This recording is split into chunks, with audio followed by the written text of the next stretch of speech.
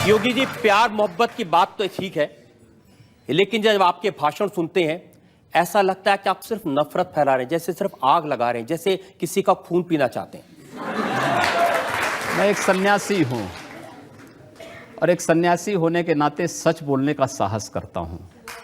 जो सच है मैं बोलता हूं। देश की राजनीति सच स्वीकार करने को तैयार नहीं है। मुझे लगता है एक दिन उस सच को अपने अस्तित्व के लिए अपने उस सच को स्वीकार करना पड़ेगा। ऐसा सच आप कहते हैं कि अगर एक हिंदू का खून बहेगा तो हम 10 मुसलमान का खून बहाएंगे। मुझे लगता है किस परिप्रेक्ष्य में हुआ है, किस परिप्रेक्ष्य में कहा गया है, पूरा वक्तव्य सामने आएगा तो मुझे लगता है उस पर ज्यादा बेहतर तरीके से बोलूंगा। चलिए, आपको मैं पूरा वक्तव्य सुना देता हूं आपका। ऐसी क्या बात है। ये वीडियो हमारे पास में है 27 जनवरी 2007 का, गोरखपुर में कैसे आपके मुंह से मशीन गन से भी ज्यादा आग निकल रही है, ये आपको सुनवाते हैं। अगर एक हिंदू का खून बहेगा तो एक हिंदू के खून के बदले आने वाले समय में हम प्रशासन से एफआईआर दर्ज नहीं करवाएंगे, बल्कि कम से कम 10 ऐसे लोगों की हत्या उससे करवाएंगे जो लोग किसी कतई अब बर्दाश्त की सीमाएं समाप्त हो चुकी हैं। अगर कोई हिंदुओं के घरों और दुकानों में आग लगाता है तो मैं नहीं मानता हूं कि आपको इन सब कृत्यों को करने, इस प्रकार के कृत्य करने से कोई रोकता है। बंधुओं, ये सब सीमाएं स्वाभिमान और सम्मान की पराकाष्ठा को तोड़ती जा रही हैं और आज आप सबको इसके खिलाफ अपनी लड़ाई को लड़ने की तैयारी करनी चाहिए। मैन जी, पूरे फ्लो में बोल रहे हैं आप। भगवा वस्त्र पहन के, साधु का रूप धारण करके इस तरह की नफरत की बात करना ठीक है? देखिए, मैंने उस बात को कंडीशनल कहा है। अगर कोई आपको मारेगा तो मुझे लगता है कि सामने कोई मानव होगा तो उस मानव को आप ये मान सकते हैं कि आपने एक थप्पड़ मारा, आप दूसरा थप्पड़ भी सहन कर सकते हैं। लेकिन अगर सामने दानव है तो अगर मारना एक हाथ से मारता है, दूसरा हाथ से उसका जवाब भी दीजिए। मैं एक सन्यासी हूँ। अगर हमें शास्त्र का प्रशिक्षण दिया गया तो शास्त्र के साथ साथ शस्त्र का भी। अगर हमारे हाथ में एक हाथ में माला है तो दूसरे हाथ में हम भाला लेकर के भी चलते हैं, जिससे समाज को शिष्ट भी किया जा सके और दुष्टों को उनके कृत्यों की सजा भी दी जा सके। एक सन्यासी का सही कर्तव्य होता है। योगी जी, आप भारत की पार्लियामेंट के सदस्य हैं, आप उस सर्वोच्च व्यवस्था में हैं जो कानून बनाती है। आप लोगों से कह रहे हैं कि हम एफआईआर दर्ज नहीं करवाएंगे, अगर एक मारेगा तो हम 10 मारेंगे। आप गब्बर सिंह हैं कि हमने प्रशासन से इस बात को कहा। जब प्रशासन बात नहीं मानता है, जहां पर प्रशासनिक व्यवस्था पूरी तरह फेल हो चुकी है, जहां पर वो किसी चीज को सुनने को तैयार नहीं है। गोरखपुर में दर्जनों व्यापारियों की दुकानें आग लगाई जा चुकी थी। एक व्यापारी की हत्या सरेआम इसलिए कर दी जाती क्योंकि एक हिंदू बालिका को जबरन, मुहर्रम का जुलूस उस बालिका के साथ जबरन करने का प्रयास करता और वो व्यापारी उसको बचाने के लिए आता है तो उसकी हत्या सरेआम पुलिस की जीप से खींच करके, चाकू से गोंद करके उसकी हत्या कर दी जाती है। कोई इस बात को सुनने को तैयार नहीं। आखिर हम लोग बाकी इसके अलावा हमारे पास चारा क्या है? अपने लोगों को संगठित करके इस प्रकार के अन्याय का प्रतिकार करना। मुझे लगता है जब कानून और व्यवस्था फेल हो जाती है, जंगल राज हो जाता है, तो जंगल राज का जवाब जैसे को तैसा देने की तैयारी होनी चाहिए। योगी जी, प्रधानमंत्री नरेंद्र मोदी कहते हैं सबका साथ सबका विकास। ऐसे विकास करेंगे लोगों के घर जला के, उनको मार के? हमने कहा हम पहल नहीं कर रहे हैं। हमने अपने तरीके से नहीं जलाया है। हम कह रहे हैं कोई हमारा जलाएगा तो ये निश्चिंत होकर के नहीं बैठेंगे। आप लोगों को भड़का रहे हैं, उनको हिंसा करने के लिए उकसा रहे हैं, ये कानूनन अपराध है। मैंने ये कहा कि अगर कोई हमारा जलाएगा तो वो सुरक्षित नहीं बैठेगा। हम फिर इस बात की प्रतीक्षा नहीं करेंगे कि प्रशासन आएगा, हमारी बात को सुनेगा और फिर वह अपने तरीके से फैसला लेगा। प्रशासन रोकें अन्याय। मैं फिर कहता हूं ना कि अन्याय किसी के साथ ना हो, लेकिन हम अन्याय सहेंगे भी नहीं। लेकिन आप ये जानते हैं कि ऐसे भाषण देना, लोगों को भड़काना, मर्डर के लिए भड़काना, कत्ल के लिए भड़काना, आग लगाने के लिए भड़काना, ये कानूनन अपराध है। आतंकवादी हमले की सारी दुनिया में और इंडिया में भी हमें पता लगता है और बिला शक हम खुल्लम खुल्ला बिला शक सबूत के साथ हम कह सकते हैं आतंकवाद मुसलमानों की विरासत नहीं है। आतंकवाद मुसलमानों की विरासत ही नहीं है, बल्कि स्पेशलिटी भी नहीं है, खुसूसियात भी नहीं है। इस्लाम में आतंकवाद को बढ़ावा दिया ही नहीं जाता है। इस्लाम डजंट एनकरेज टेररिज्म। इस्लाम कहता है कि आतंकवाद हराम है। Terrorism is prohibited, it is हराम।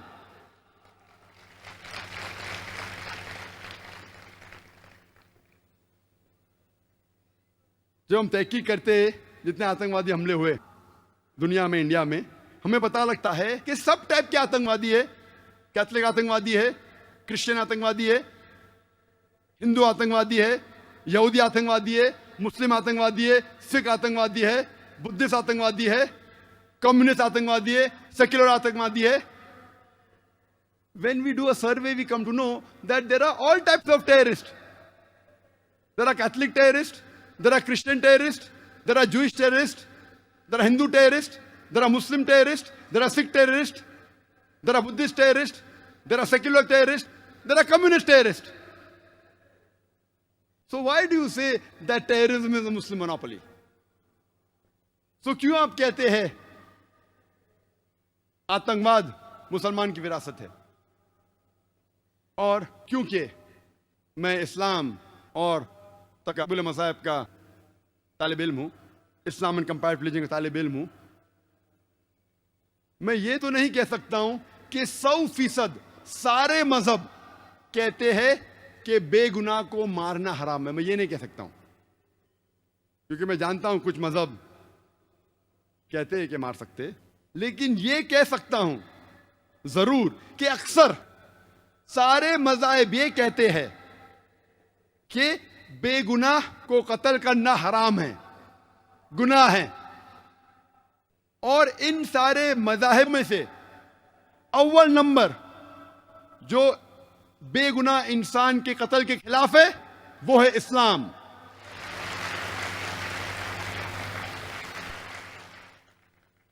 कुरान मजीद में लिखा है सूरह माइदा में सूरह नंबर 5 आयत नंबर 32 में कि अगर कोई भी इंसान चाहे मुस्लिम या गैर मुस्लिम हो, अगर दूसरे कोई इंसान का कत्ल करता है, चाहे मुस्लिम या गैर मुस्लिम हो, सिर्फ कत्ल के बदले कत्ल, या वो इंसान जो इस धरती पे फसाद फैला रहा है, फितना फैला रहा है, ये दो लोगों के अलावा अगर कोई इंसान दूसरे इंसान का कत्ल करता है तो गोया के ऐसा है कि सारी इंसानियत का कत्ल कर रहा है।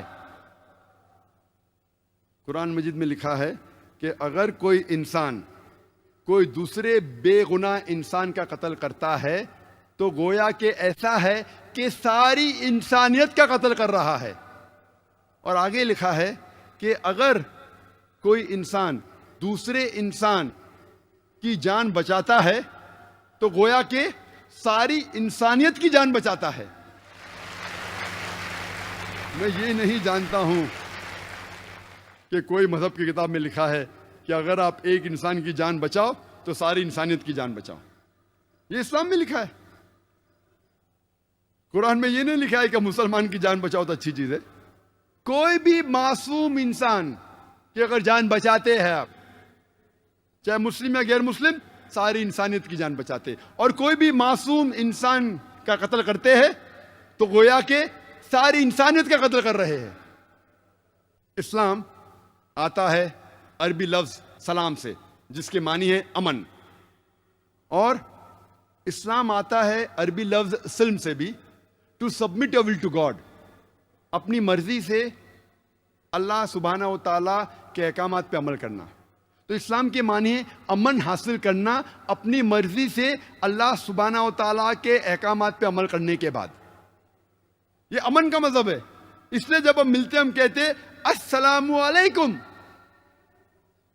अल्लाह सुब्हाना व तआला की आप पर रहमत हो। तो वो मजहब जो रहमत फैलाता है कैसे बेगुनाहों की जान लेने के लिए कह सकता है?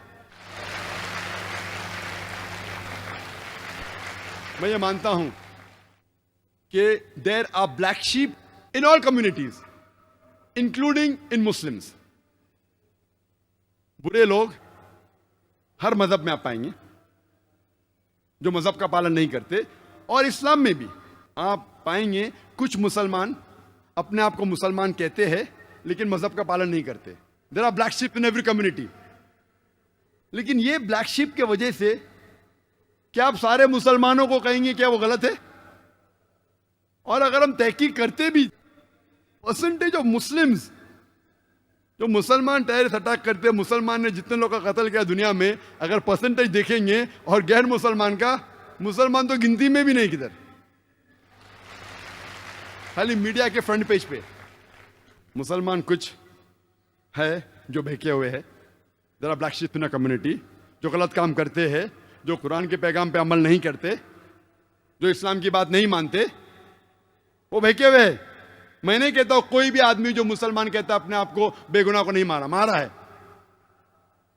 लेकिन जब हिस्ट्री की तहकीक करते हैं कि सबसे ज्यादा आतंकवादी हमले किसने किए, मैं आपसे पूछना चाहता हूं कि दुनिया की हिस्ट्री में, इंसानियत की तारीख में आप कह सकते वो कौन सा शख्स है इंसानियत की तारीख में जो सबसे ज्यादा इंसानों का कत्ल किया है? कौन है वो शख्स? आसान सवाल, आसान जवाब। हिटलर। हिटलर क्या मुसलमान था? कौन था वो? क्रिश्चियन। लेकिन कभी भी आर्टिकल में नहीं आएगा Christian is the biggest terrorist, कभी नहीं आएगा।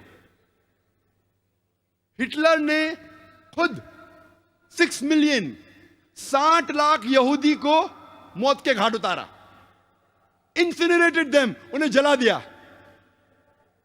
और तारीख गवाह है कि हिटलर के वजह से वर्ल्ड वॉर 2 शुरू हुई, और वर्ल्ड वॉर 2 में 6 करोड़ इंसानों की हत्या हुई। आज की तारीख कहती है कि हिटलर इसके जिम्मेदार है। 6 करोड़ लोग की हत्या, 60 million people in the world, the blame goes on Hitler. कौन था वो? मुसलमान था? क्रिश्चियन था? नंबर 2 पे कौन आता है?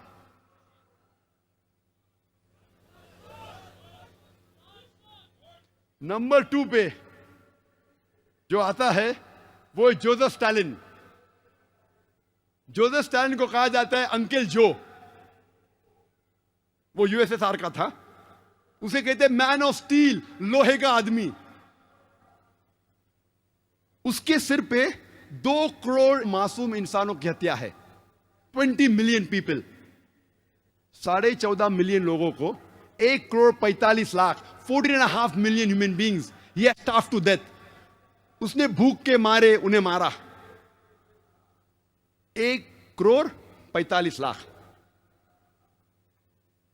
10 लाख से ज्यादा बेगुनाह इंसानों का कत्ल किया। 9.5 मिलियन, 95 लाख इंसानों को देश के बाहर किया। उनमें से आधे लोग मर गए। नंबर 3 पे है माओ त्से-तुंग, चाइनीज। माओ त्से-तुंग, TSUNG कहते माओ त्से-तुंग, वो चाइनीज था। उसके सिर पे 14 मिलियन, 1 करोड़ 40 लाख बेगुनाह इंसानों की हत्या है, अक्सर भूख की वजह से, स्टार्वेशन की वजह से, और कई की कत्ल की। ये तीनों मुसलमान नहीं थे। ना हिटलर मुसलमान था, ना जोसेफ स्टालिन मुसलमान था, ना माओ त्से-तुंग मुसलमान था। उसे कहते चेयरमैन माओ। जो माओइस्ट लोग है ना, माओइस्ट लोग, ये माओइस्ट लोग को नाम मिला माओ से, चेयरमैन माओ से। नंबर 4 बेनिटो मुसोलिनी, जो इटली का था। 4 लाख से ज्यादा लोग मरे, और 30,000 से ज्यादा जो इथियोपिया में उन्हें कत्ल किए। मैक्सिमिलियन रोबेस्पियर, उसने 40,000 लोग की हत्या की, और 2 लाख से ज्यादा को भूख से मारा प्रिजन में कैद करके। फरिश तो लंबी है, वक्त नहीं है। उसमें से एक का नाम है, इंटरनेशनल नाम लूं तो इंडियन नाम भी लेना चाहिए ना मुझे। इंडिया में सबसे ज्यादा कत्ल किसने किया? सबसे ज्यादा कत्ल किया अशोका ने। हम तारीख में पढ़ते हैं स्कूल में कि कलिंगा के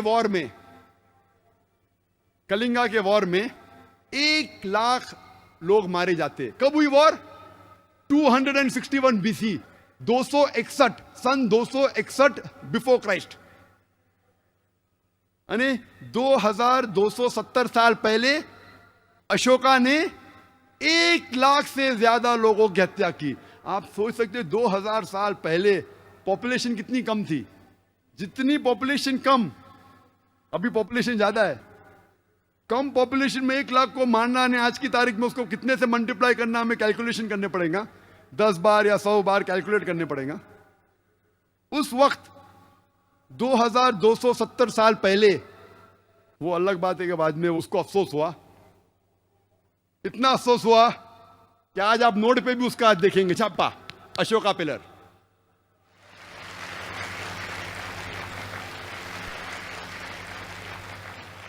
एक लाख लोग की हत्या की, नोट पे, सिक्के पे, कॉइन पे, अशोका पिलर। मैं यही नहीं कहता कि मुसलमानों ने कत्ल नहीं किया। मुसलमान की अगर मैं देखूं कौन सा मुसलमान सबसे ज्यादा कत्ल किया, मैं तहकीक करूं, जो हिटलर के करीब आता है कोई मिलता ही नहीं, जो जोसेफ स्टालिन के करीब आता है मिलता ही नहीं, जो माओ के करीब है मिलता ही नहीं। नाम जो सबसे ज्यादा अगर करूं तो आ जाता है सद्दाम हुसैन। लोग कहते हैं कि उसने 2.5 लाख लोग का कत्ल किया, कुछ कहते हैं कि 5 लाख, कुछ कहते हैं 10 लाख। जो सैंक्शन लगता है इराक पे फूड सप्लाई का इंटरनेशनल, उसके वजह से बहुत लोग मरते, वो भी इल्जाम है सद्दाम हुसैन की। मैं ये नहीं कि सद्दाम हुसैन अच्छा इंसान था, ये नहीं कहता हूं मैं, black sheep of a community. लेकिन फिर भी हिटलर, माओ से जंग, जोसेफ स्टालिन के करीब बिल्कुल नहीं। दूसरे नंबर पे आता है मोहम्मद सुहार्टो, इंडोनेशिया का। सिर्फ ये 2 मुझे मिले, जो लाख के ऊपर मुझे मिल सके। कोशिश किया बहुत तहकीक करने की, वो भी पेश करना मेरा फर्ज है। मुसलमान की तादाद आज की दुनिया में 20 से 25% है, लेकिन जो टेररिस्ट अटैक जिसने किए, जितने लोग की हत्या हुई, उसमें मुसलमान का नंबर बहुत कम। और आज मुसलमान को कहा जाता है कि वो फंडामेंटलिस्ट है, एक्सट्रीमिस्ट है, टेररिस्ट है। फंडामेंटलिस्ट की क्या मानी है? बुनियाद परस्त। मुसलमान बुनियाद परस्त है, शिद्दत पसंद है, दहशतगर्द है, आतंकवादी है।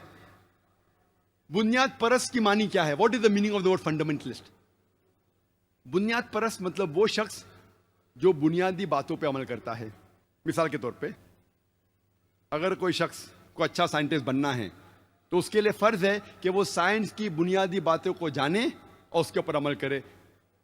जब तक वो साइंस के मैदान में बुनियाद परस्त नहीं बनता है, तब तक कि वो अच्छा साइंटिस्ट बन ही नहीं सकता।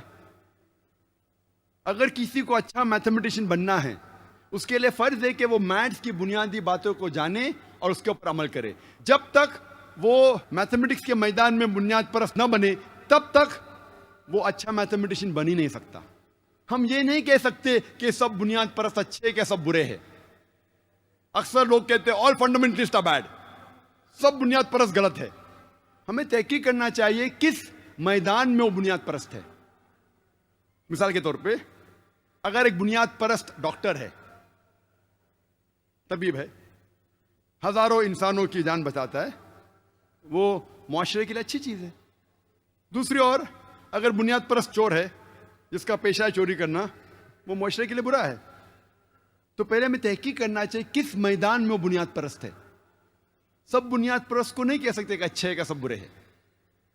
जहां तक के बुनियाद परस्त का सवाल है, as far as fundamentalist concern, मैं ये कहना चाहता हूं कि I am a Muslim fundamentalist and I am proud to be a Muslim fundamentalist.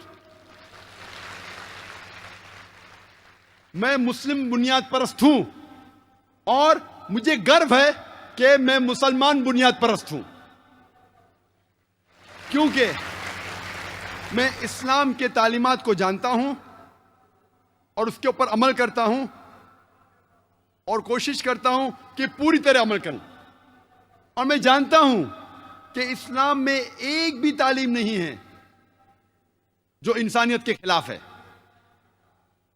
हो सकता है कुछ गैर मुसलमान लोग जो इस्लाम के बारे में नहीं जानते, वो समझते होंगे ये चीज़ इस्लाम में गलत है, वो चीज़ इस्लाम में गलत है, लेकिन जब उन्हें कहा जाएगा क्यों इस्लाम में ये तरीका इख्तियार किया गया है, तो एक भी अनबायस होशमंद इंसान ये नहीं कह सकता कि इस्लाम में एक भी तालीम है जो इंसानियत के खिलाफ है।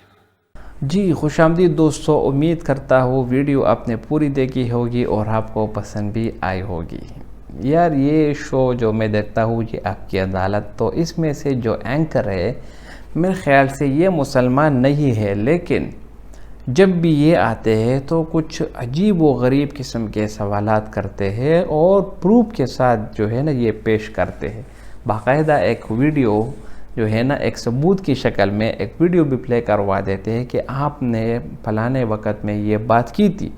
वो बंदा फिर मुकर भी नहीं सकता अपनी बात से। अब जिस तरह इस वीडियो में जब मैंने पहली बार देखा तो मुझे बहुत ज़्यादा हंसी भी आई, क्योंकि ये जो बंदा बैठा है जो साधु का लिबास ओढ़े, जो एक अपने आप को जो है ना एक आजिज़ी का नमूना पेश करने वाला है, ये योगी आदित्यनाथ, ये गंजा जो सर गंजा किया हुआ है, हकीकत में ये एक इंतहाई शरपसंद आदमी है।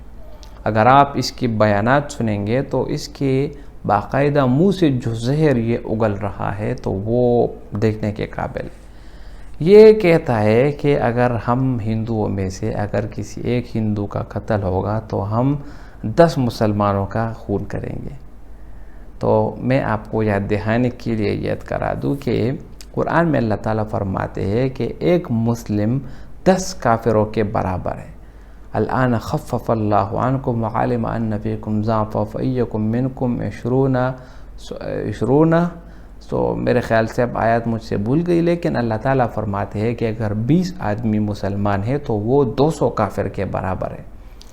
ईमानी जज्बा जब मुसलमानों में होगा तो एक मुसलमान 10 गैर मुस्लिम के बराबर है। और इस बात की गवाह ग़ज़वे बदर भी है। अगर आप ग़ज़वे बदर का अगर आप देखेंगे, उसकी हिस्ट्री अगर आप पढ़ेंगे तो उसमें मुसलमानों की तादाद 313 थी, जबकि काफिरों की तादाद 1000 थी। मुसलमानों की तादाद उसकी लश्कर काफिरों के मुकाबले में बहुत कम थी, डबल से भी ज़्यादा थे काफिर। लेकिन क्या हुआ, अल्लाह ताला ने आयतें नाजिल कर दी, फरिश्ते भी अल्लाह ताला ने नाजिल कर दिए। मुसलमानों को एक हौसला मिला और यही से मुसलमानों को एक सबक मिला कि तुम मुसलमान हरगिज़ कमज़ोर नहीं हो। तो यहाँ पर मेरा हरगिज़ ये बताने का मकसद नहीं है कि हम जो है ना एक जंग की तरफ जा रहे हैं, या मैं ये बता रहा हूँ कि मुसलमान ज़्यादा ताकतवर है। मैं सिर्फ आपको इस बंदे की जो है ना ये इसकी असलियत में आपको ज़ाहिर कराना चाहता हूँ कि किस तरह ये जो है ना जब अपनों में मिल जाते हैं तो किस तरह ये मुसलमानों के ख़िलाफ़ जहर उगलता है। और मैं सलाम करता हूँ इस एंकर को भी कि इसने जो है ना बग़ैर किसी से डरे डट कर जो है ना ये सवाल करता है कि यार आप इतने मासूम नज़र आते हो, लेकिन जब आप मुंह खोलते हो तो आप कुछ अजीब व गरीब किस्म की आग जो है ना वो उगलते हो। और फिर उसके बाद उसको वीडियो भी प्ले करवा दिया गया जिसमें ये कुछ बातें करता है। तो भाइयों दोस्तों, बात का खुलासा ये है कि हम मुसलमानों को किसी से भी डरने की ज़रूरत नहीं। अगर ये हिंदू है, बीजेपी वाले है, कांग्रेस वाले है, जो भी है, जिस पार्टी से भी ताल्लुक़ रखते हैं, अगर मुसलमानों के ख़िलाफ़ वो जहर उगलते हैं तो इसी वजह से ये लोग वोट भी हासिल करते हैं। अगर ये मुसलमानों के ख़िलाफ़ ये ज़बान ना खोले और ऐसी वगैरह फजूल किस्म की बात ना करे, फिर इनको वोट कौन देता है।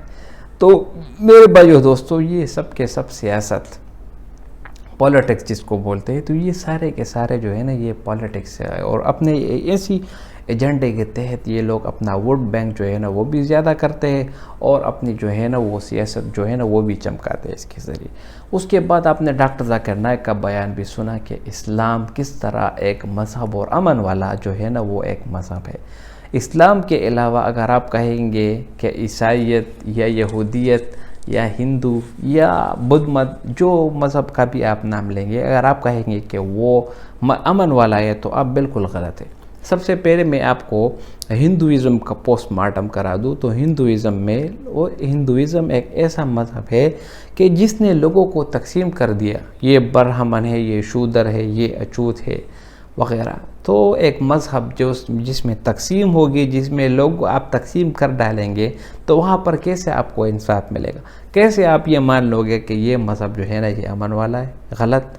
अगर आप यहूदियत की तरफ जाएंगे तो यहूदियत जो है ना जुल्म की इंतहा है। इसराइल में क्या हुआ, इसराइली लोग किस तरह जो है ना वो गज़ा पर बमबारी कर रहे हैं, बच्चों को शहीद कर रहे हैं, ये सब के सब इसराइली थे। दूसरी तरफ अगर आप ईसाइयत की तरफ जाएंगे तो ईसाइयत को भी आप अमन वाला मज़हब नहीं कह सकते ही, क्योंकि इनमें से एक आदमी गुजरा है हिटलर। आपने नाम सुना होगा कि कितने मिलियन यहूदियों को इस हिटलर ने कत्ल किया, और वो असल में ईसाई था। तो अगर आप किसी एक बंदे की वजह से एक मज़हब को बदनाम करेंगे तो फिर आप कह दें कि क्रिश्चियनिटी जो है ना ये सबसे बड़ा दहशतगर्द जो है ना वो मज़हब है, लेकिन ये बात बिल्कुल गलत है। और आए दिन जो है ना ये सोशल मीडिया वाले और ये जो मगरबी ममालिक वाले वीडियोज़ है, ये कहते हैं कि इस्लाम एक दहशतगर्द मुल्क है, इस्लाम इस तरह, इस्लाम उस तरह। भाई इस्लाम ने जो दिया इस दुनिया को किसी दूसरे मज़हब ने नहीं दिया। इस्लाम से पहले ये लोग लड़की जब पैदा होती उनको ज़िंदा दफन कर देते। इस्लाम ने जो औरत को हुकूक दिए शायद ही किसी मज़हब ने दिया हो। इस्लाम ने औरत के हुकूक मुकर्रर किए बीवी की शक्ल में, बेटे की शक्ल में, बहन की शक्ल में और माँ की शक्ल में। किसी दूसरे मज़हब की तरफ आप मुझे, किसी दूसरे मज़हब का एक भी आप मुझे एक लेटर वगैरह दिखा दें जिसमें जो है ना इस्लाम से ज़्यादा और इज़्ज़त जो है ना वो किसी ने औरत को दिया हो। तो भाइयों दोस्तों, ये जो भारत की उम्मीदवार है या जितने भी मशहूर लोग हैं, ये अगर जहर उगलेंगे मुसलमानों के ख़िलाफ़ या जो भी करेंगे तो इससे हम मुसलमानों को कोई फ़र्क नहीं पड़ता। अगर हम मुसलमानों को फ़र्क पड़ता है तो वो सिर्फ़ और सिर्फ इस बात से हमें फ़र्क पड़ता है कि हम अपने मज़हब को कितना फ़ॉलो करते हैं, हम अपने नबी की बात को किस हद तक मानते हैं। जब भी हम अपने मज़हब को फ़ॉलो करेंगे और जब भी हमें इस बात का अंदाज़ा होगा कि आज मैंने अपने मज़हब पर कितना अमल किया, कितनी बातों को मैंने जो है ना वो माना, कितनी बातों को मैंने छोड़ दिया, ये हिसाब किताब अगर आप रखेंगे तो इंशाअल्लाह एक दिन आएगी कि आप मुसलमान एक बहुत बड़ा ताकत बनकर उभरेंगे। आपसे बड़ा कोई नहीं होगा। उम्मीद करता हूँ वीडियो आपको पसंद आई होगी। अगर वीडियो आपको पसंद आए तो इस चैनल को सब्सक्राइब करें। बहुत शुक्रिया।